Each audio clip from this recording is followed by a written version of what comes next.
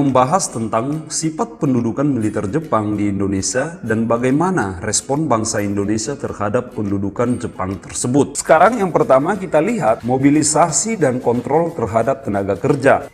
Sebenarnya Jepang sebagai negara imperialis tidak jauh berbeda dengan penjajah lainnya seperti Belanda, Portugis, Spanyol, dan Inggris.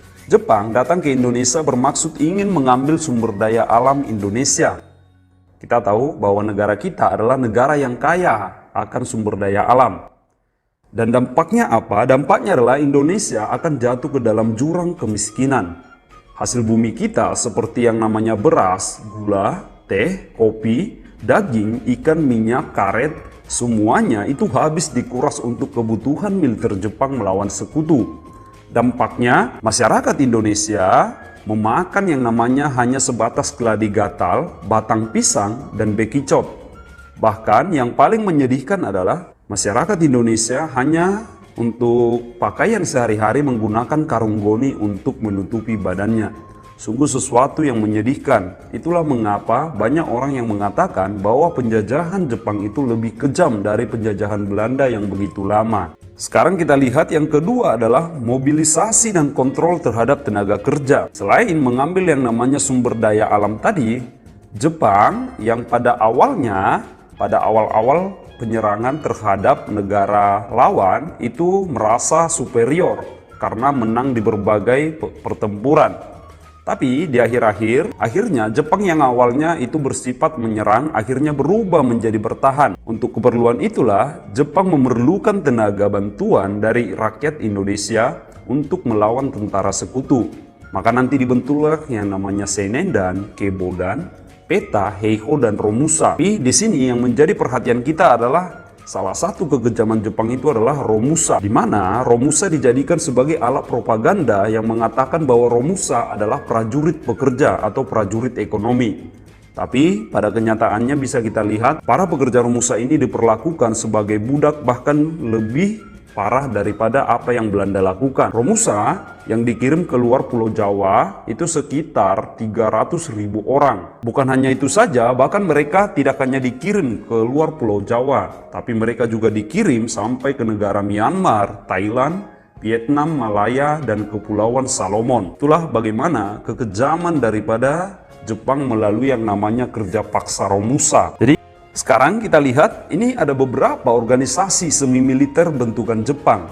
Yang pertama yang kita lihat adalah Senendan ataupun yang dikenal dengan Barisan Pemuda.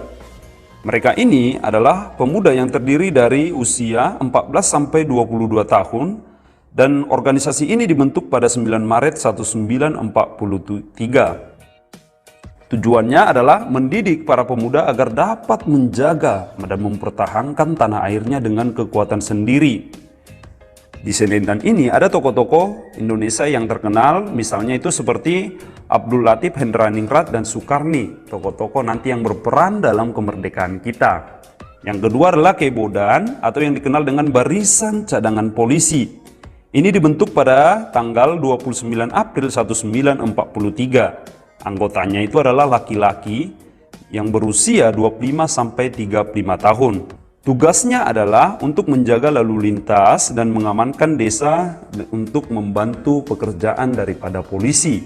Yang ketiga adalah Pujinkai ataupun himpunan wanita, di mana wanita ini minimal harus berumur 15 tahun. Yang selanjutnya adalah atau yang keempat Senentai ataupun barisan murid sekolah. Yang kelima adalah Gakukotai atau barisan murid sekolah lanjut. Yang keenam adalah barisan pelopor. Mereka ini dilatih dengan alat seadanya. Tidak dilatih dengan senjata militer, tapi dilatih dengan senapan kayu dan bambu runcing.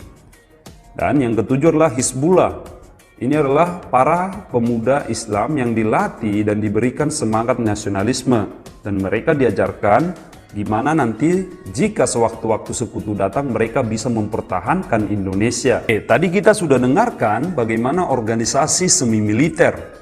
Tapi Jepang juga membentuk organisasi militer yang nantinya bisa diterjunkan sewaktu-waktu bila diperlukan. Mereka ini adalah memakai senjata asli dan bukan hanya semi-militer, tapi siap untuk berperang. Hanya ada dua yang dibentuk organisasi militer di Indonesia. Yang pertama adalah Heiho. Heiho atau yang dimaksud dengan Barisan Cadangan Prajurit. Dibentuk dengan beranggotakan laki-laki berusia 18 sampai 25 tahun. Mereka ini minimal harus memiliki sekolah dasar atau tamatan SD. Tugasnya apa? Tugasnya itulah membangun kubu pertahanan dan menjaga tahanan perang Jepang. Yang kedua adalah PETA atau yang dikenal dengan Sukarelawan Tentara Pembela Tanah Air. Organisasi PETA itu dibentuk pada bulan Oktober 1943 dengan ketuanya adalah Gatot Mangkupraja. Tapi dalam PETA ini perlu kamu ketahui, PETA itu tidak mempunyai pusat komando supaya tidak adanya kesatuan. Di sini kita bisa lihat bahwa Jepang juga takut nanti organisasi militer seperti ini akan membahayakan posisi mereka. Jadi, komandan tertinggi pada tingkat Daidan itu dipegang nanti setingkat batalion yang ada di setiap kota besar di Indonesia.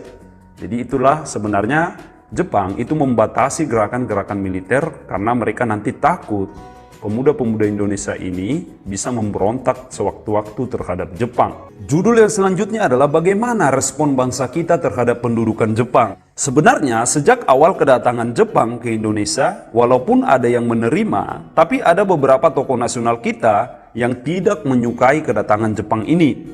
Mereka berpandangan seperti yang saya katakan, sebagai penjajah, Jepang itu tidak akan lebih baik dari penjajah kita sebelumnya, yaitu Belanda. Oleh karena itu, mereka dengan tegas menolak kedatangan Jepang. Kelompok inilah yang disebut dengan kelompok non-kooperatif atau tidak bekerja sama. Tokoh-tokoh gerakan bawah tanah yang terkenal antara lain adalah Sultan Syahrir, Amir Syarifuddin, dan sejumlah kelompok pemuda dan mahasiswa. Di antara kelompok pemuda itu ada kelompok pemuda Menteng, kelompok Sukarni, Adam Malik, Khairul Saleh, dan lain-lain.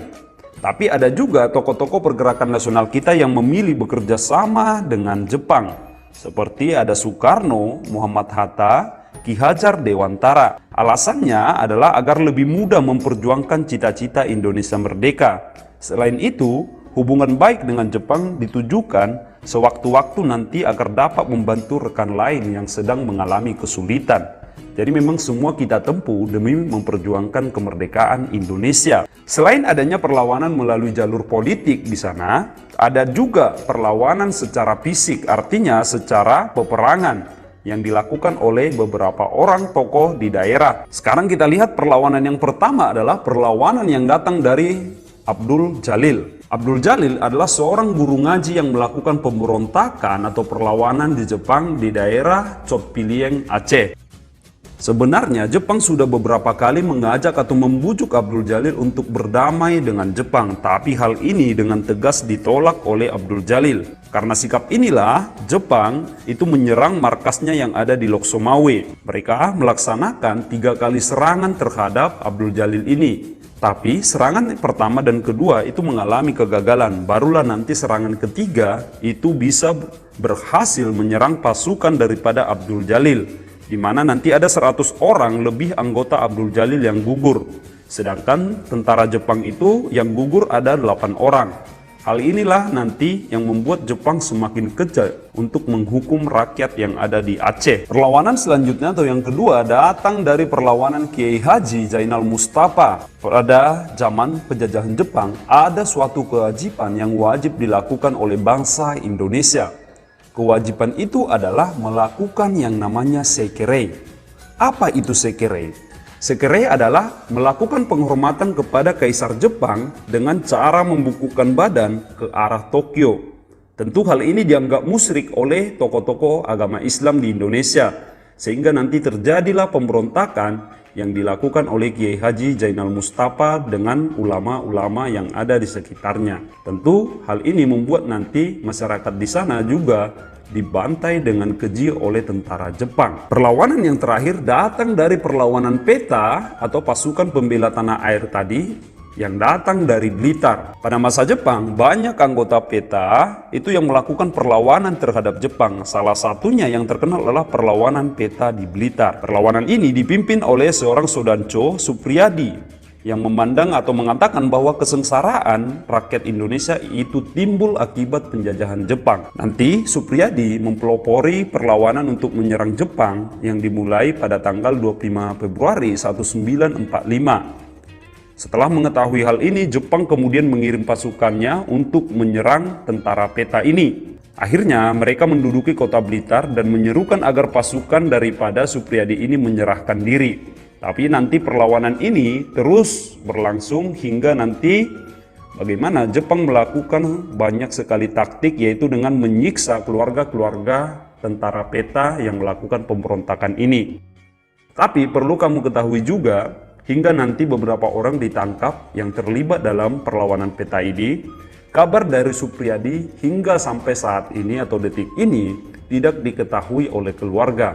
Tidak ada dalam sejarah yang mengetahui kemana Suprijadi ketika setelah melakukan pemberontakan peta di Blitar. Jadi masih misteri di mana letak daripada Suprijadi tersebut.